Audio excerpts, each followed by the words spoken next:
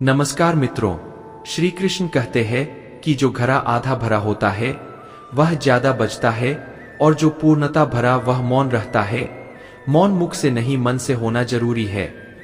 सही जगह और सही वजह पर बोलना जरूरी है, वरना चुप रहना ही बेहतर है।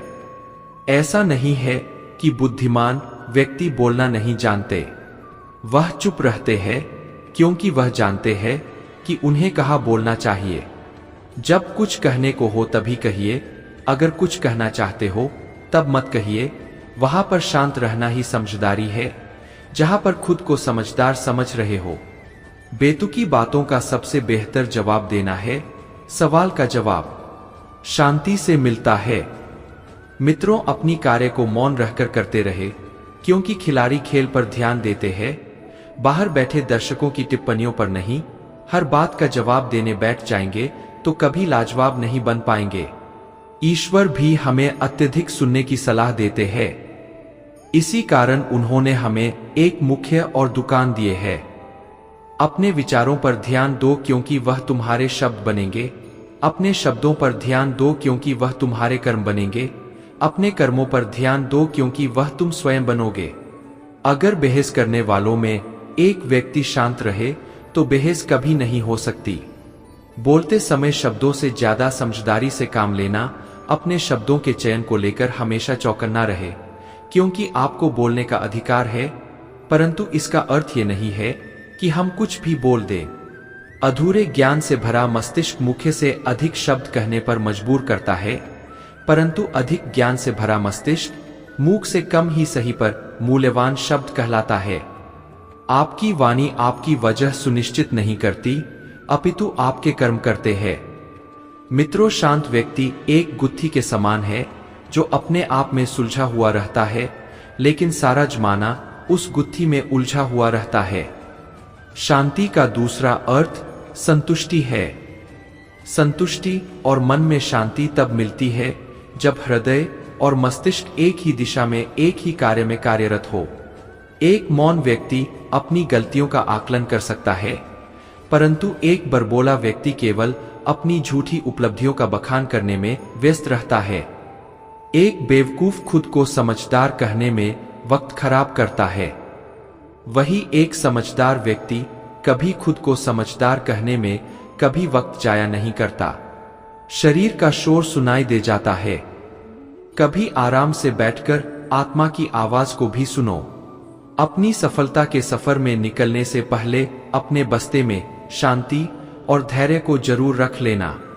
दोस्तों, एक बार सुनकर हर बार बोलने से बेहतर है कि हम काफी बार सुनकर बस एक बार बोले। अपने दिमाग को जाने चलने की आदत को शुरू कीजिए और अपनी जुबान को ज्यादा चलाने की आदत को बंद कीजिए। एक शांत व्यक्ति को सुनने की इच्छा वह व्यक्ति भी रखता है जो सबसे अधिक बोलता है। मौन एक व्यक्ति का सच्चा मित्र है जो उसकी हर अवांछित मुसीबतों में उसकी रक्षा करते हैं।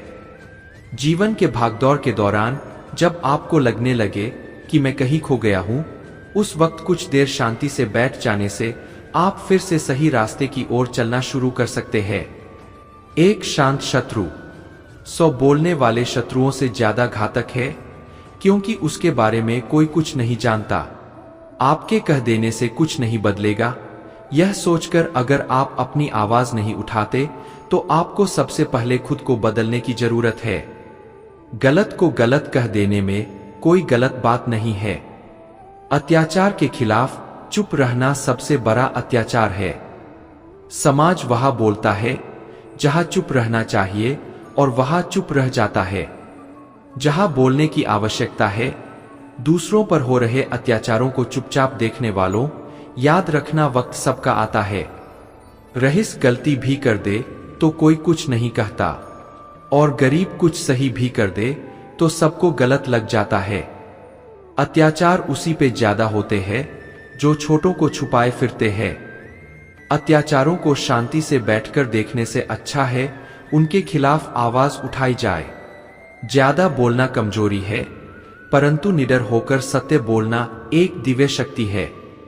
मुझे अकेले रहना पसंद है, अकेलापन नहीं। सुकून से बैठकर दौड़ भाग के दिन याद करना मुस्कुराहट भी देता है और शांति भी। अगर लग रहा है सब कुछ खत्म हो गया तो नई शुरुआत करो, अभी जिंदगी बाकी है। आज आप जिस शांति की तलाश में है, कल शांति से बैठकर इसी भागदौड़ को याद कर हंस रहे होंगे। मित्रों, जिंदगी बीत गई, दुनिया क्या कहेगी इस फिक्र में बाद में पता लगा दुनिया को अपने सिवाय किसी की फिक्र ही कहा है। जब बयां करता रहा अपने हालातों को तब सब चुप थे, आज चुप क्या हुआ, सबको मेरे हालातों को जानना है। सलाह चुपचाप सुन लेनी चाहिए पर सोच समझकर मारनी चाहिए। दिल की बातें केवल दिल से सुनी जा सकती है, शब्दों से नहीं दुआ वही कबूल होती है। जो जुबान से नहीं दिल से कही जाए बिना कहे ही जो सब कुछ कह दे वही सच्ची मोहब्बत होती है। झूठ और सच में सिर्फ इतना सा फर्क है कि झूठ साबित करना और सच अपने आप सामने आ जाता है। अपने राज को राज ही रहने देना, जब तक आप राज जानने वाले के सारे राज नहीं जाना चाहते। लोग सुकून को दौलत से खरीदने की सोचते हैं और दौलत के चक्कर में ही उनका सुकून छिन जाता है। कोई अचानक शांत हो जाए तुम्हारी गलतियों से तो समझ लेना ये तूफान से पहले की शांति है। दुनिया में यूं तो सभी शांति चाहते हैं, बस ये दुनिया किसी को शांति से जीने नहीं देती। ये बात महाभारत काल की है। महाभारत के युद्ध के बाद पांडवों सहित श्री कृष्ण पिता महाभीष्म से आशीर्वाद लेकर हस्तिनापुर को वापस हुए। तब श्री कृष्ण को रोककर पितामह ने श्री कृष्ण से पूछ ही लिया, मधुसूदन, मेरे कौन से कर्म का फल है जो मैं सरसैया पर पड़ा हुआ हूं। ये बात सुनकर मधुसूदन मुस्कुराई और पितामह भीष्म से पूछा, पितामह आपको कुछ पूर्व जन्मों का ज्ञान है? इस पर पितामह ने कहा, हाँ श्री कृष्ण, मुझे अपने 100 पूर्व जन्मों का ज्ञान है कि मैंने किसी व्यक्ति का कभी अहित नहीं किया। इस पर श्री कृष्ण मुस्कुराए और बोले, पितामह आपने ठीक कहा कि आपने कभी किसी को कष्ट नहीं दिया, लेकिन 100 पूर्व जन्म में आज की तरह तब भी आपने राजवंश में जन्म लिया था और अपने पुण्य कर्मों से बार बार राजवंश में जन्म लेते रहे। लेकिन उस जन्म में जब आप युवराज थे तब एक बार आप शिकार खेलकर जंगल से निकल रहे थे, तभी आपके घोड़े के अग्रभाग पर एक करकेंटा एक वृक्ष से नीचे गिरा। आपने अपने बाण से उठाकर उसे पीठ के पीछे फेंक दिया।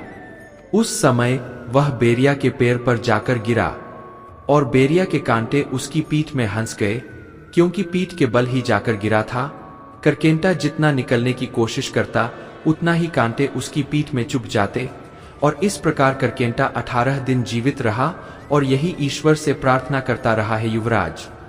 दोस्तों, जिस तरह से मैं तड़प तड़प कर मृत्यु को प्राप्त हो रहा हूं, ठीक इसी प्रकार तुम भी मृत्यु को प्राप्त होना। हे पिता महाभीष, आपके पुण्य कर्मों की वजह से आज तक आप पर करकेंटा का श्राप लागू नहीं हो पाया।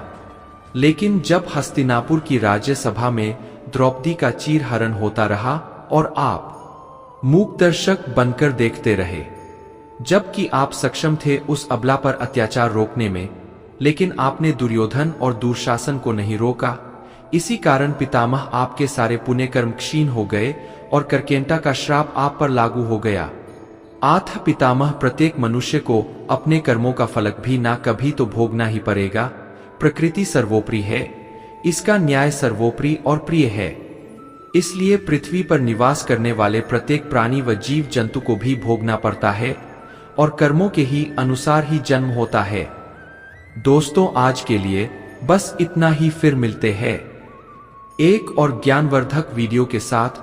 तब तक के लिए अपना ख्याल रखिए और हमेशा मुस्कुराते रहिए।